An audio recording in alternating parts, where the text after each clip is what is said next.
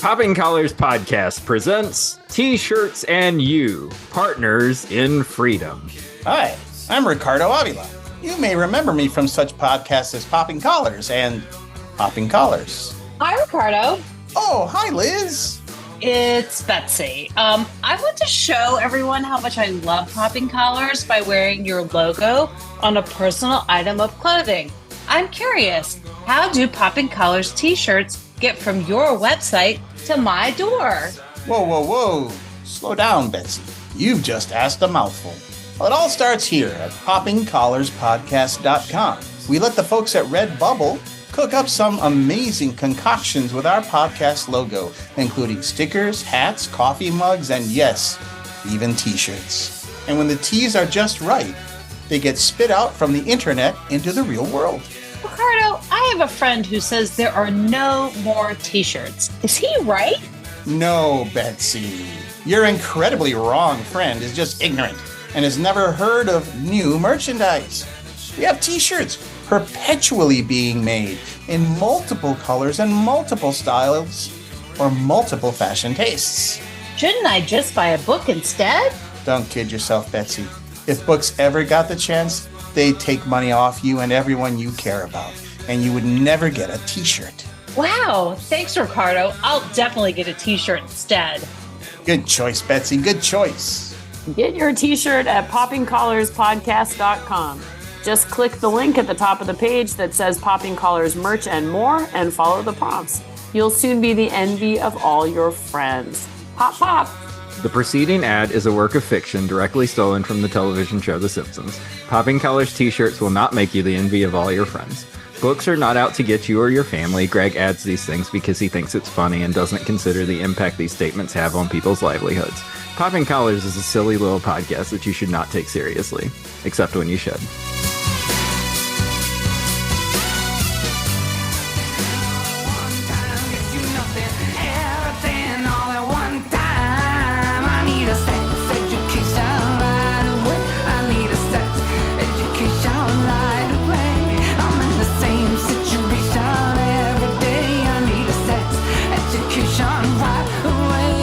Hi, I'm Greg Knight. Hey, I'm Ryan Parker.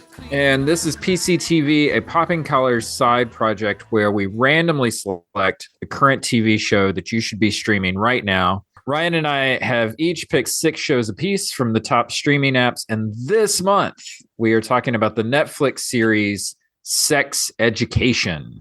I've noticed you're pretending to masturbate, and I was wondering if you wanted to talk about it. Oh, I wish my mum was a sex guru. So, why don't you start by telling me your earliest memory of your scrotum? Trust me, you don't. You know I love you so bad. This is a new frontier, my sexually repressed friend. Our chance to finally move up the social food chain. Love you so bad. I'm worried about you, man. Everybody's either thinking about shagging, about to shag, or actually shagging.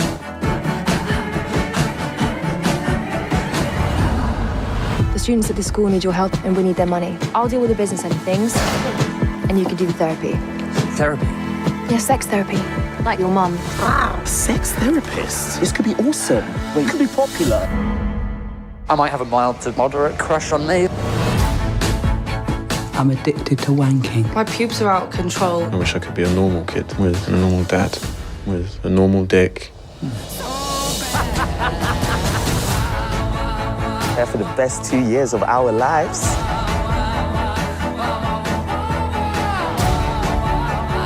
Let me get you some condoms. Oh, thanks, Mum.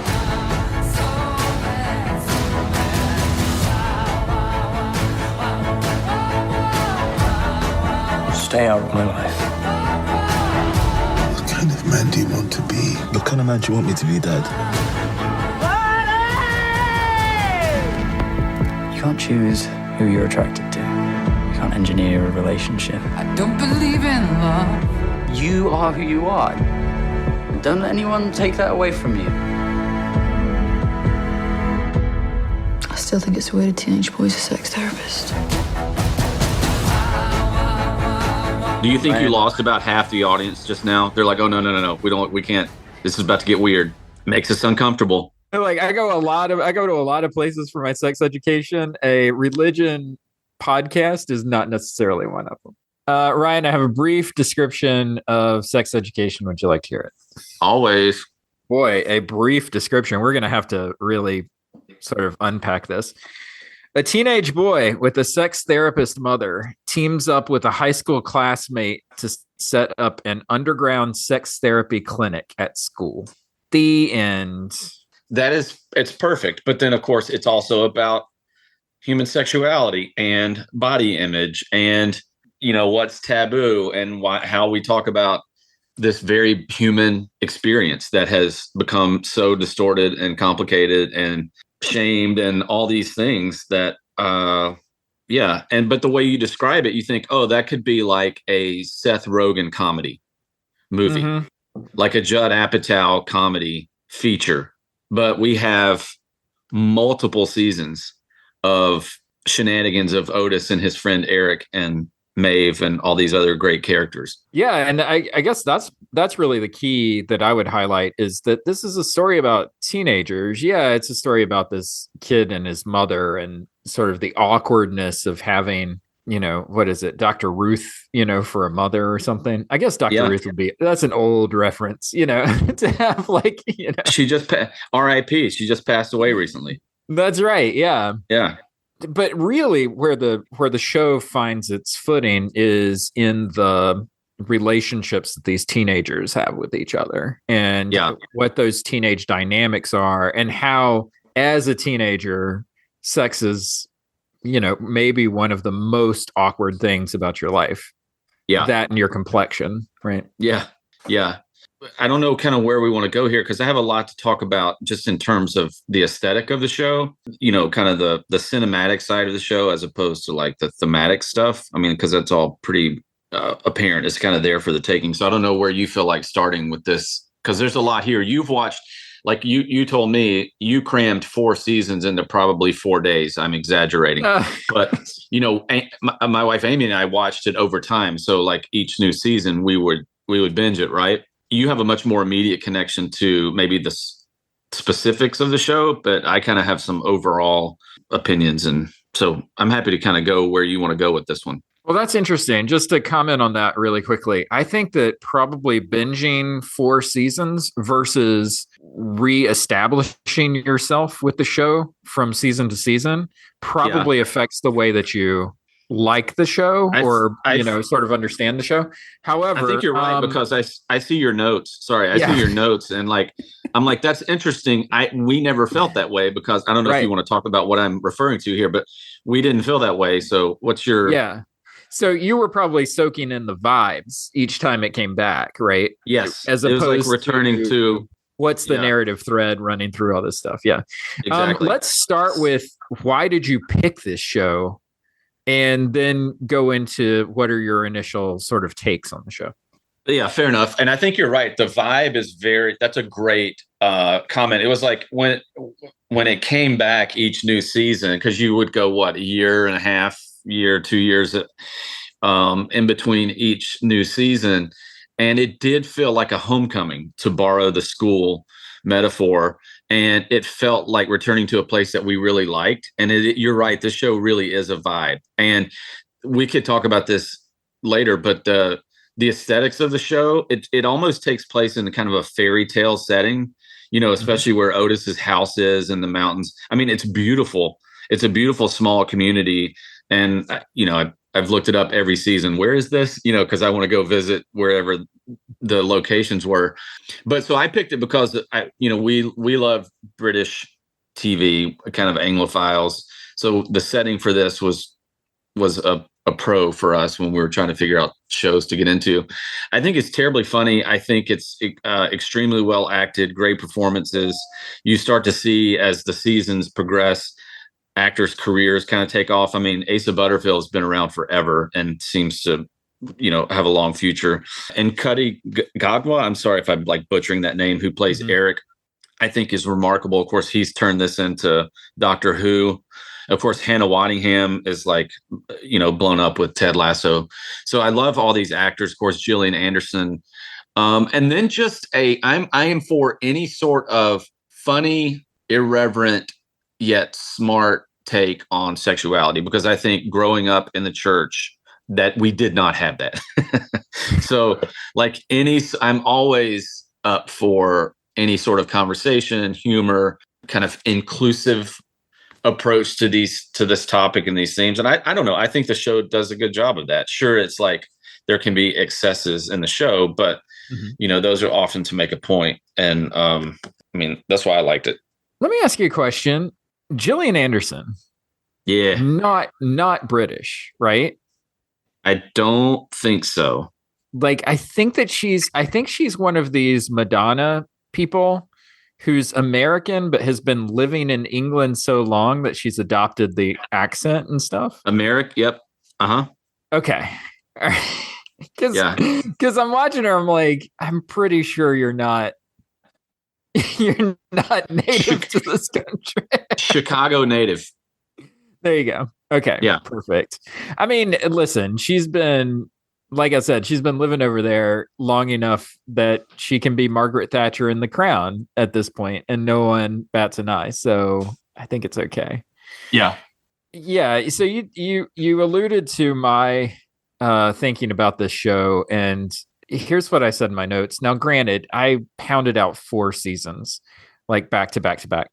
But my thoughts on the show is that it's kind of a tale of diminishing returns. I've found the first season to be extremely engaging. It felt like it had a ton of ideas in that first season. Like, it was just jam packed. Yeah. Whether that's Otis's relationship to his mother, the establishing of the clinic, the different sort of dynamics of the hierarchy of the high school, the different cliques, the popular kids, the nerds like Eric and Otis, like how that all sets up.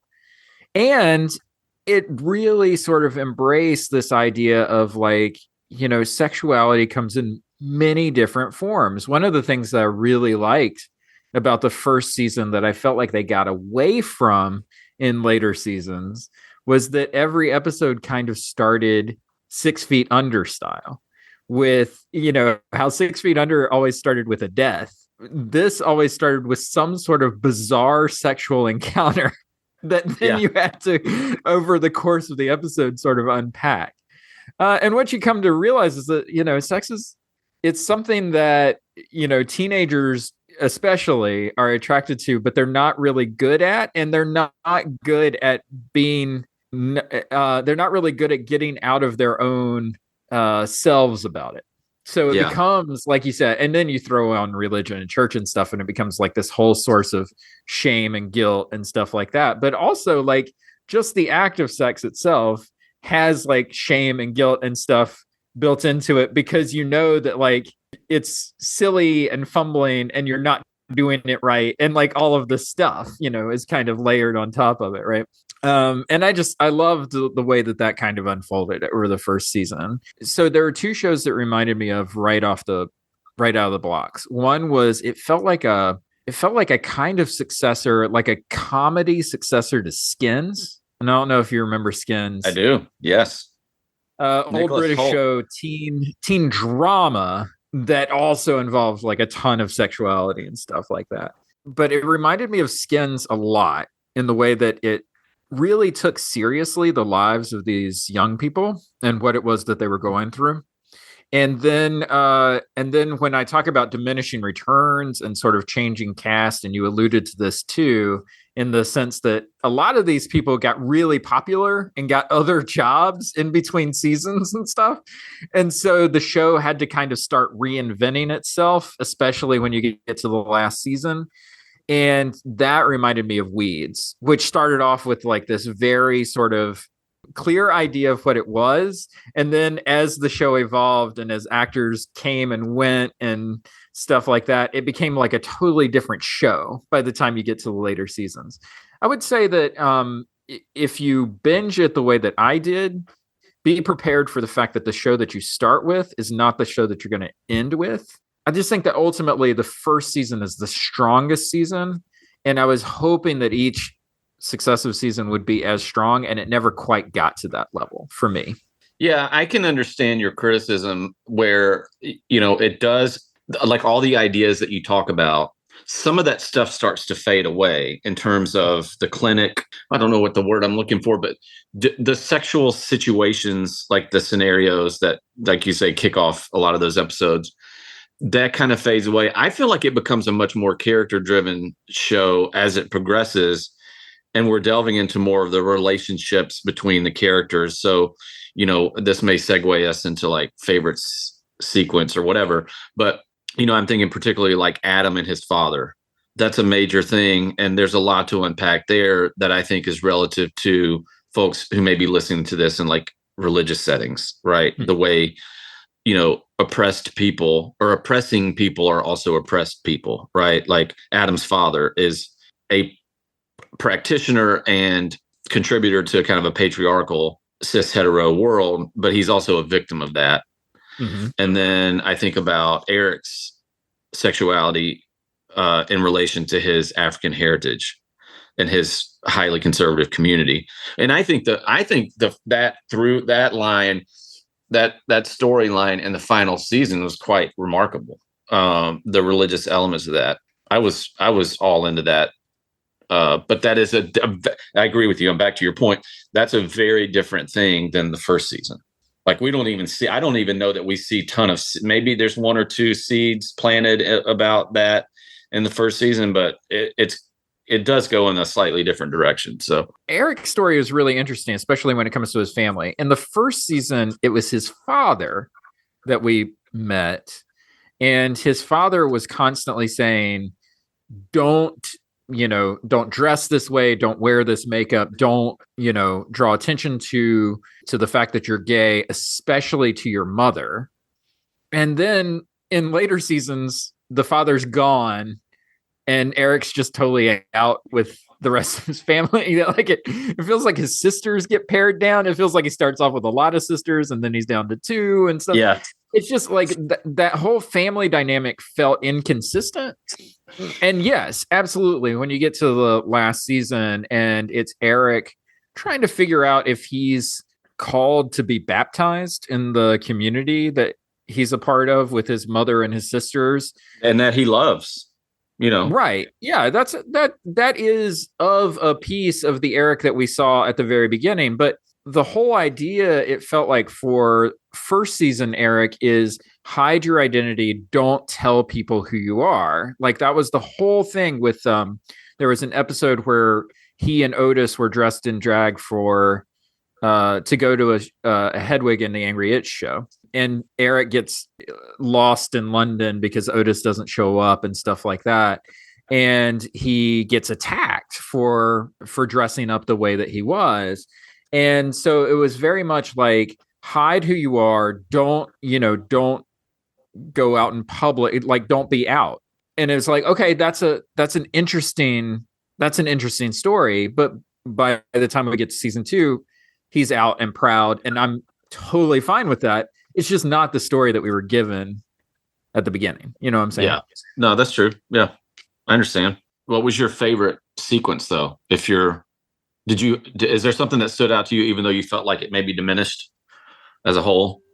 So hands down, the best thing on the show for me, it was the episode where Maeve has an abortion. Try and drink. Moose. Thanks.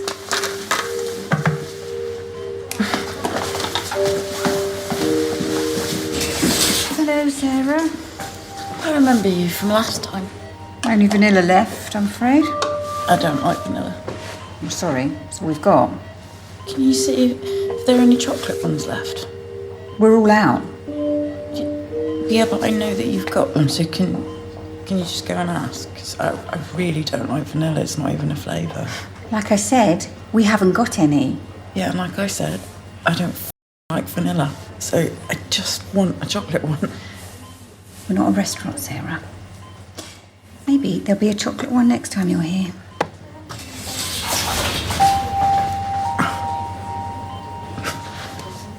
Wasn't so bad, was it?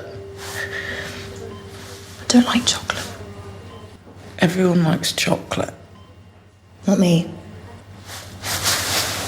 Thank you. Not as tough as you look. It's been a shit day. Yeah. Look, don't worry, love. I got 3 kids, and I feel way more guilty about the ones that I had than the ones I chose not to. It's better not being a mum at all than being a dad. I bet your kids really love you. Oh, fuck off and let me eat my moose. Which is in the first season, and I want to say it's very early in the first season. I want to say it's episode 3 or 4. And the reason is because the way that the show treats Maeve's decision and the sort of the aftermath of the decision feels very real. It's not in a teenage melodrama way. It's not in an after school special way. She knows that she can't have a child. She knows that she needs to take care of this. She knows that it's her decision and it's her business. And it's not necessarily Jackson, who's the father of the child. It's not necessarily his business. She That's goes right. the entire show without ever telling Jackson that this happened. Yeah, And it's crazy. And I mean, and in any other show, that would be a high source of drama. But in this show, they did so well with not only having her understand why she was doing this, but then having conversations with other women that were at the clinic at the same time, and then going so far as to have a whole sort of B plot where Otis is engaged in conversation with anti-abortion activists that are out in front of the clinic. It was just from start to finish. It was not stereotypical. It was not everything that you would expect from an episode like this. It felt very real. It felt very comedic, but it felt very thought through. And I loved that episode. I thought that was absolutely where the show hit all of the marks for me. Abortion's never easy to talk about, and certainly in this climate where it's become so hyper politicized, and I don't know what it's like in other countries, but the clear use of it by the far right to kind of take over politics on a national level around the 70s is really interesting, but also, clearly problematic. But I think to your point about that sequence or that episode is one of the things that feels like is handled with profound compassion by the writers for people who find themselves in the situation. And a lot of times I don't think either side of our arguments about it in this country, sure, for pro-choice, there's a bit more compassion, but the way we talk about it, it doesn't often feel primarily defined by compassion. And so to see that happen where, again, this all goes back to, I think, just the way in which, certainly in this country, we've taken probably the most natural thing possible and made it unduly complicated and shameful and all these things, right? Like the one thing that we cannot help but be, which are like sexual creatures, and that we somehow twisted that and used that for a whole host of purposes that have nothing to do with human identity and sexuality. And this is just, that's a piece of that, right? That issue of abortion, which again, it is in the series, like it is a heavy thing in the show, but it's also not. Like, to your point, it's also like, this is her business. This is a situation she finds herself in, and this isn't a resource that's available to her should she choose it. And should she not choose it, that's also her business. Yeah, I think that was a powerful episode. And yeah, I've kind of named mine. I don't want to go too far down the road on that. I mean, that's a great episode. And then for me, looking back on the show, being a little bit more removed from you, I think about those sequence. I think she's just such a great actress too. Like as I said before, all the performances are great. But I was really intrigued by the Adam and his father storyline, and then just anything with Eric. I mean, gosh, he's such a good actor. Like, just electric. Just pure the charisma. Personality. Yeah. Golly, man. Like, long may he work, because like I can't wait to see other types of, because even Doctor Who is a bit, right? Like there's a lot of joy to that, and it's a big kind of charismatic, campy performance. Yeah. But I would love to. I need to seek out some other work that he's been in, but maybe future roles where there's some more diversity in the types of characters he plays. I look forward to seeing what he does.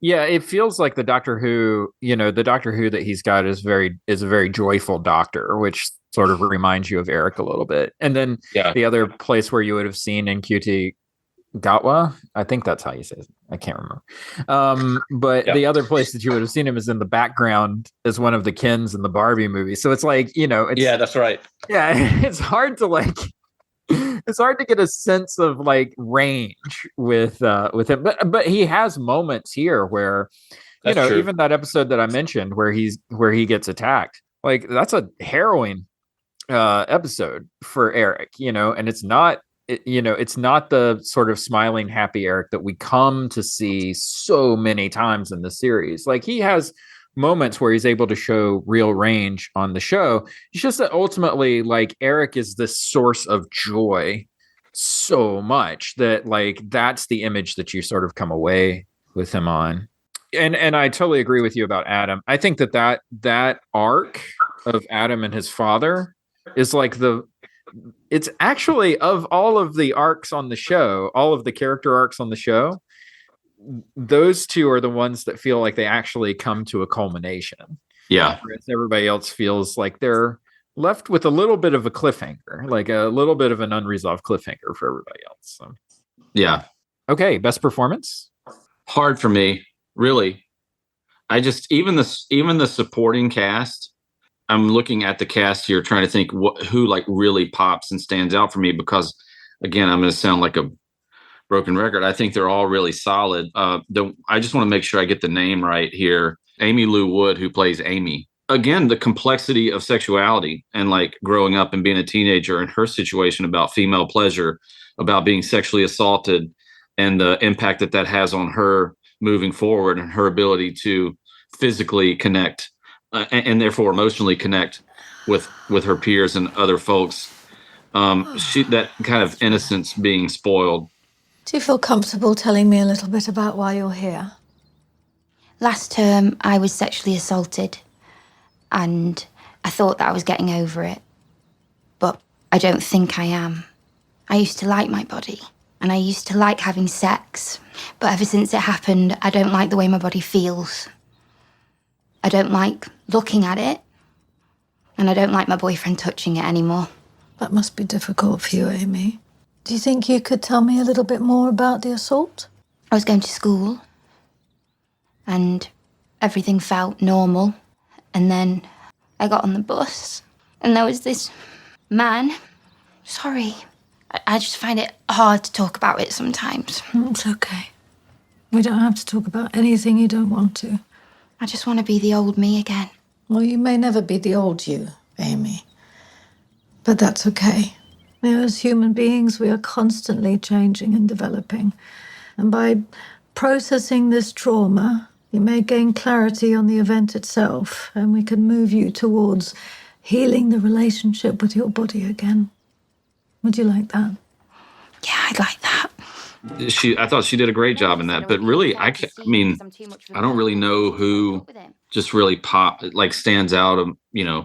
Everybody's great. I mean, let's say Emma Mackey is Maeve. Like, yeah, I don't think I have the come for, stay for favorite actor. I don't know that I think I came for the sex jokes, but I stayed for the emotion and the heart, if you will.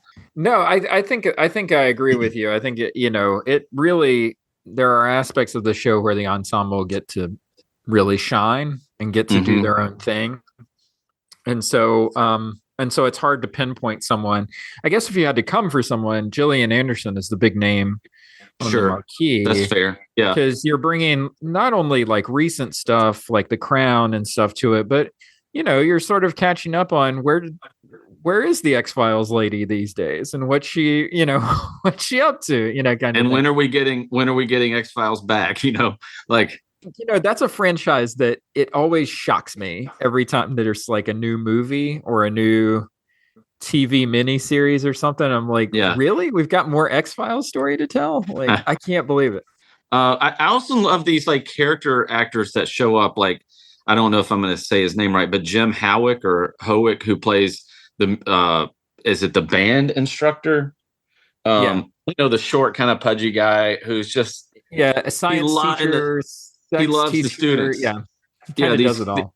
Other than there's you're talking about the diminishing returns. It was the second or third season that felt like it could go. You could have done, the joke about British TV, right? Three seasons in a movie.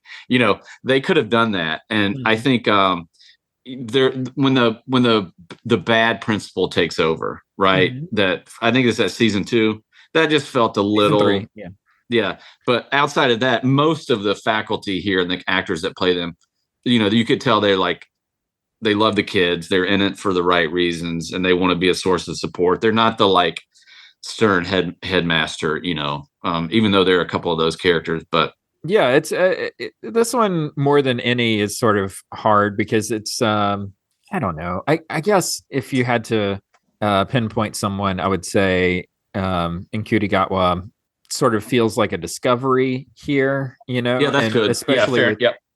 Especially with Doctor Who. Now it just feels like a real breakout moment for him. But even Asa Butterfield, it's just like what he's doing a very different thing from what he did when he was a kid, and so I remember in season 4 taking a screenshot of the two of them in a cute pose, like they were whatever scene they were in. And I remember posting it to Instagram and just saying these two, like I love their friendship. I want them to be in my town so we can hang, which I'm not cool enough to hang with them, but like they were, I believed their friendship, and I felt the ups and downs of that. I believe their friendship. And if there's one thing that I did really appreciate from the 4th season, when we lose, and it should be said that like, the first 3 seasons generally sort of feel of a piece with each other. The 4th season feels very much like a reset. It feels like those later seasons of Friday Night Lights, when they end up in like a new school and stuff like that, and you're introduced to whole new characters. And I will say, for the Otis and Eric dynamic, the 4th season I thought was really important because it showed that, yes, they are very close friends, but they also are very different people. And it's important to recognize that, like, there are going to be aspects of Eric's queerness, of Eric's blackness, that like Otis just is not going to be a part of, right? And they can still be really good friends, but like Otis is very distant from some aspects of Eric's life. And I thought that they gave that really good voice in that last season. Yeah. Because as much as you want to be an ally, and Otis is imperfect, right? He's got blind spots, to your point. And, as much as you want to be an ally, part of that is recognizing there are spaces or conversations that I may just not need to be in, right? Or be a part of. That chorus may not need my voice, and making space for that. So I have something that I need to say. Hallelujah. Speak your truth, Eric.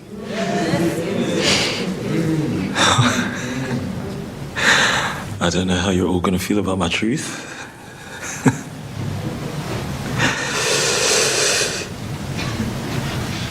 I thought God wanted me to be baptized today. And I wanted to make God happy. I wanted to make you all happy. Especially my family. But I can't stay silent any longer. I have to tell my truth, otherwise I will be half a person and I can't live like that.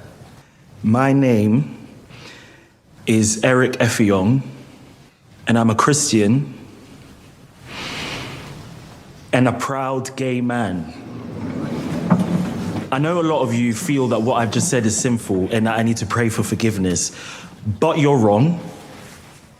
My heart is torn because I'm in a position where I have to either choose to hide my truth and live in pain, or be honest and lose my community. I keep getting told that I need to wait and be patient, but I'm tired. of waiting. And I love myself too much to not tell my truth. So, if you love me as I am, I will be baptized. But if you don't, then I must leave.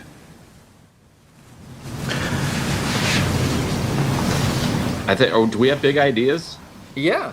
I mean, I know you always have big ideas, but like relative to the show. All right. On the theology corner tip, I think that I've made this point on Popping Collars before, but one of the things that I appreciate about the show is that it deals, I mean, it's a comedy. So you have to realize that there are comedic aspects to the show and how they tell the story.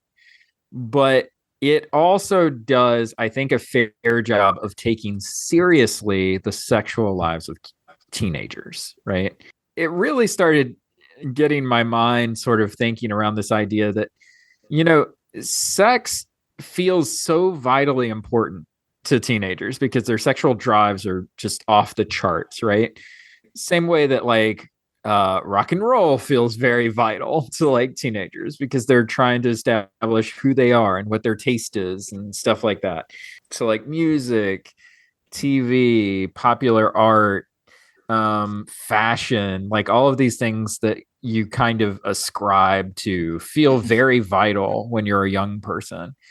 And I think religion is really something that lives in the space of young people. You know, I was thinking of like, is there a single religious system, like thriving religious system? There may be some new religious movements that this falls under, but it seems as if, like, you know, when you think about Buddhism, when you think about Christianity, when you think about Judaism, you're thinking about systems that were created and propagated by young people who were zealots for that particular way of thinking and believing. Mm-hmm. The Buddha was a young man. Jesus was a young man, you know. Abraham was an old man, but Jacob was a young man. Yeah. All of these things are like, you know, like sometimes in order for things to thrive, you need passion. And it feels like the world of religion, sex, drugs, rock and roll, all of that stuff requires passion, and passion is in the world of young people, you know. But how to explain Mick Jagger? I mean, Mick Jagger was a young person when he started, you know. Yeah, but he's still rocking. Like I love what you're saying, but then I think about you know, all the people who are now spiritual but not religious. So there's some component that sticks with you, right? Whether that's traumatic or positive, right? And but yeah, I saw your note. I kind of chuckled. It's a young man's game. Religion is a young man's game, or a young woman's game, young right. person's game. Yeah. You know, so yeah, I think for me, the big ideas were, of course, I want to echo what you said, taking seriously sexuality, because all of our friends now have teenagers, and we joke about their life, their changes, and their, you know, what we assume they're getting up to. But I do like the inclusion of religion at the end. Some people won't, but I feel like it felt like very natural to Eric's character that, yeah, that community would be religious and it would look like that. It would have that flavor of kind of the Pentecostal, more conservative.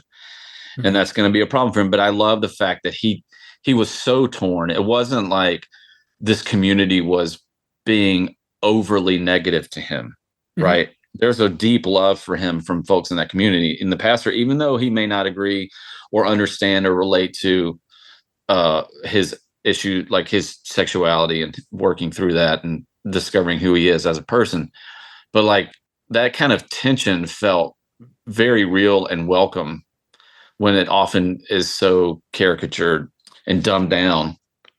And yeah, I don't really know. I don't really have an idea behind that other than just gratitude for the way it was handled and presented in the show. And it's one that I've said to many people, like, you need to watch this because it's going to make you uncomfortable, but it's also going to make you laugh about that discomfort. And I don't know, anything that can kind of help people think in different ways or kind of expand their, you know, open their minds or experiences to different ways of being and talking about issues that are often kind of, black or white here in America, I think is really helpful. Well, and I think that that's the key word, which you just said, which is openness, right? And the reason that I was like, oh, religion is a young person's game is because for the most part, young people are open to possibility. Whereas the older you get, the more calcified you become in your beliefs, in your ideas, in your practices. And the more you're more likely to dictate to other people what their ideas and their beliefs and their practices should be, guys. Right? No questions. Okay? No questions. You again? No! Oh, hello there. We all know what it's like to get unwanted and unnecessary erections, whether it's during your sleep, at a disco, or kissing the girl you've got a crush on for the very first time. Sleep for me. How do you deal with the danger of unexpected emissions until you're ready for procreating with your wife? I'm here to tell you about how a night of sex ruined my life. Did me and my boyfriend use a condom? Yes. Did it split? Yes. Did my boyfriend tell me? No. Homosexual activities have a much higher rate of leading to sexually transmitted diseases such as herpes, syphilis, HIV, and AIDS. Sir, his video is not talking about safe sex at all. It's just shaming gay people. Yeah, and what do flying penises have to do with STIs? Remember, we're not asking questions. We're just watching the video, so... Why can't we ask questions, sir? Well, that's another question. Well, they're making valid points about this video, which isn't very informative. It's just preaching abstinence and homophobia, which is dangerous. And we're a bit old for flying penises, sir. Okay, stop saying penis to me. You can't put this on and expect us... Otis, please, you're disrupting the class. Get out. Seriously? Yes, seriously, go.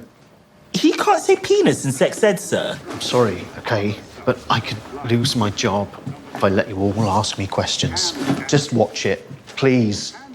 I believe teenagers shouldn't have sex because sex will ruin your life forever. I went from having dreams to having a 6-month-old baby that left me with a leaky bladder and a baggy vagina. Sorry, is the boys' class being taught about pregnancy as well, or is it just us girls? It's just us, is it? Very progressive. Quiet, Maeve. A bunch of old people telling young people what to do. It also feels like our political parties too.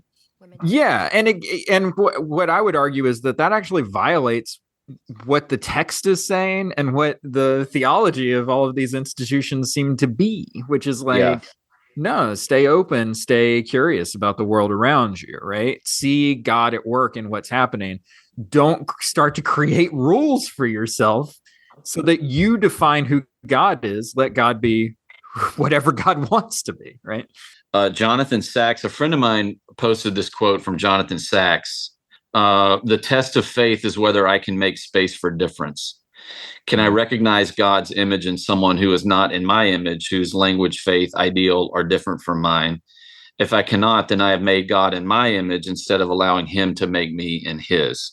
Yeah. So there's obviously some problematic language there and gendered notions of God or whatever. But I think the idea there is, how can we apply that to this show? And I think for a lot of people, that'd be a really radical move to say, can I find God in this bisexual teenage character? Can I find God in this gay teenage character? And I feel like the show makes space for that. And I don't get the sense that anybody behind the show is overtly religious, although it would have been great to interview somebody about that final season, because it does seem like there may be some lived experience there. But certainly the integrity with which they treat and the care with which they treat their characters, it feels like this very sacred, a bit more sacred than the description of the show might lead you to believe, right? Like teenage sex clinic, even supporting characters are given they feel whole and real and cared for. I don't know if that makes sense, but anyway, that's... Well, and I would also say that it's to the show's credit that it takes diversity very seriously too. So, and then that's across the board. So it's not just gay kids and straight kids. They have asexual kids, bisexual kids, transgender kids. Like, it's got all of the letters, kids that live in when we wheelchairs, roll out the kids letters, that- right, are yeah. all sort of represented in a thoughtful way and not in sort of like a token way. And then of course, like ethnic diversity. There's all different kinds of human bodies in this series, and I think that that's important. Let's talk about Netflix. If I rank my current subscriptions, it would be dead last in use. Really? Yeah. I still find myself going to Netflix for a movie. There was a Netflix movie that I watched just the other day, and I can't remember it. It was very powerful. There you go. Okay, done. Point made. I can't remember what it was. Hang on. Now it's going to bother me, so I have to look it up on my Letterboxd. Look up your search history, your viewing history on your Netflix account. Oh, The Teacher's Lounge. The Teacher's Lounge is what I watched. Oh, I've heard that's good. I need to watch that. Yeah. It is good. Speaking of teachers in high schools dealing with, current issues and stuff. That was a good one.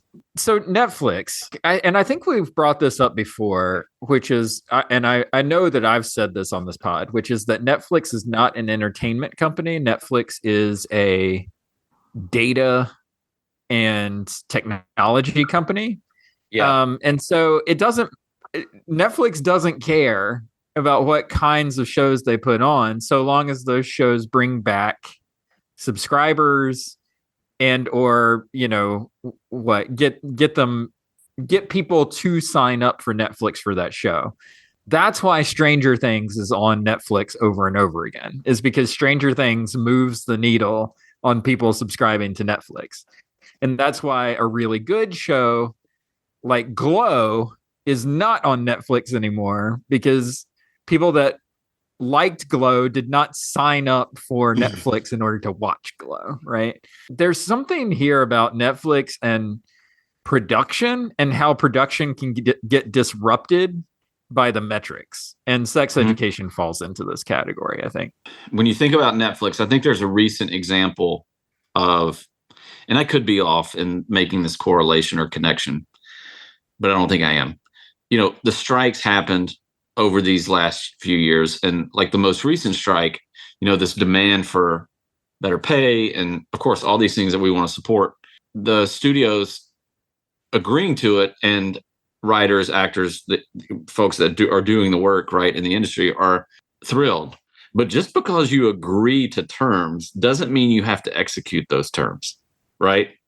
And so the studios, the executives, still hold all the cards. And so I find what's really interesting is that work is not back to like pre-strike levels, certainly pre-COVID levels. There's still this malaise in the industry. There's not work. I get, what's the next thing? All these people are leaving LA, which, that's happened for many reasons, but shows aren't in production. So Netflix just says, I don't have to greenlight production of new content.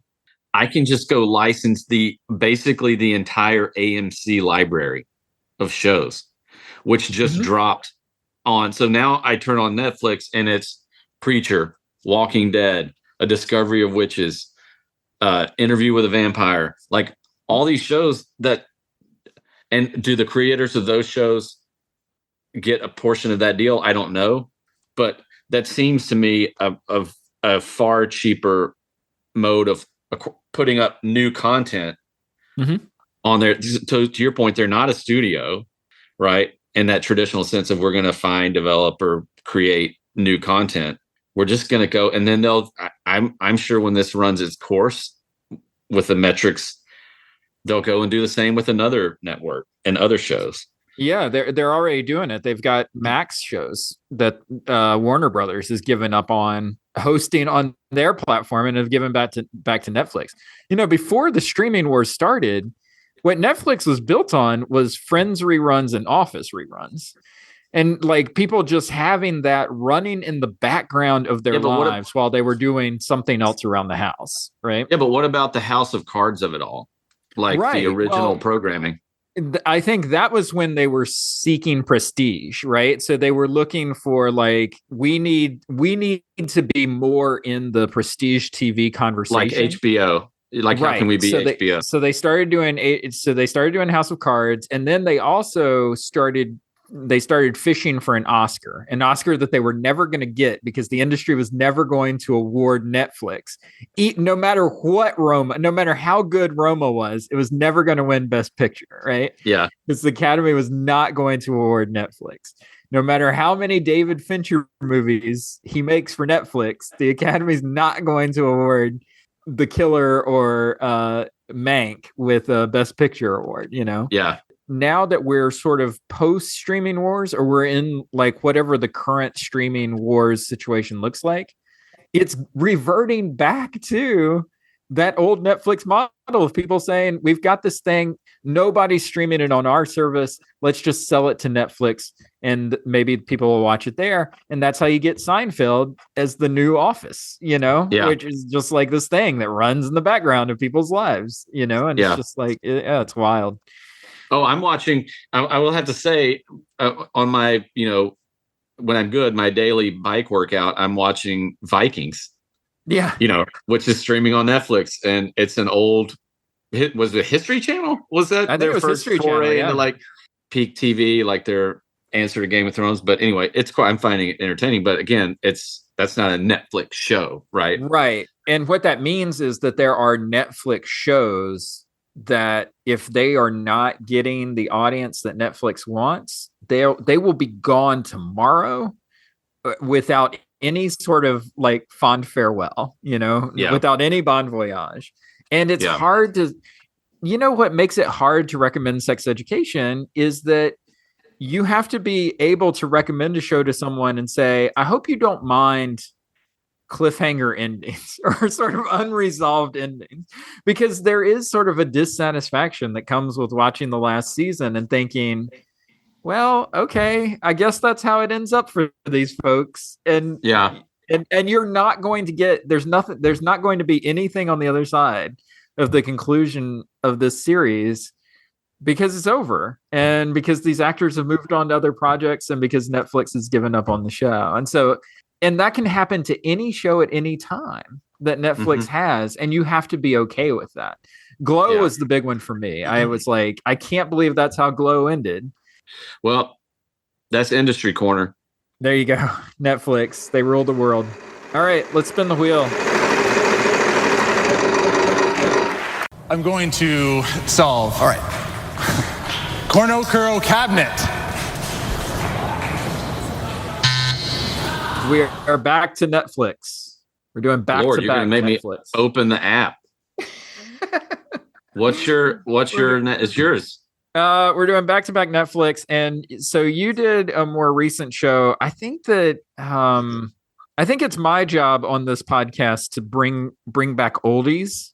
So I want to revisit Midnight Mass and Halloween, baby. Have a conversation about how it holds up. Have we talked about Midnight Mass already, though? We have not. We may have made reference to it a few times, but we haven't done a show about it. How are you with horror? Are you a lights off? Fine. I'm kind of a lights on. All right.